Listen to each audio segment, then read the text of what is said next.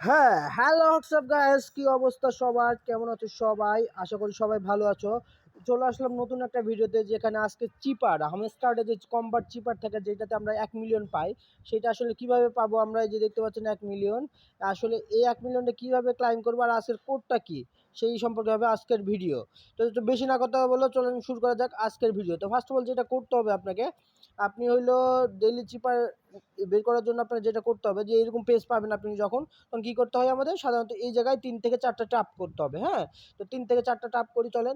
3 থেকে 4টা টাপ করলাম, এই দেখেন ডেইলি চেপার বের হয়ে গেছে। হ্যাঁ, এখন আপনার কাজ হবে কি, এখন আমাদের আজকের কোড হচ্ছে কি সাতোশি, বুঝছেন? সাতোশি। তো সাতোশি লিখবো কীভাবে? এখন দেখেন, ফার্স্ট অফ অল হইলো আমাদের 3টা ফোঁটা, 1 2 3, 3টা ফোঁটায় এস দেখেন চলে আসছে। এরপরে একটা ফোঁটা, একটা ড্যাশ, তাহলে কি হইলো? তাহলে এ চলে আসলো। এরপর টি, টি এর জন্য কি একটা লং প্রেস, তাহলে কি আসবে?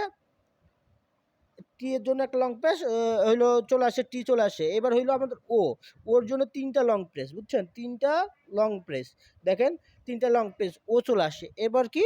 এবার হলো এস, এস এর জন্য কি 3টা ফোঁটা, 1 2 3, এই যে দেখেন 3টা ফোঁটা চলে আসে।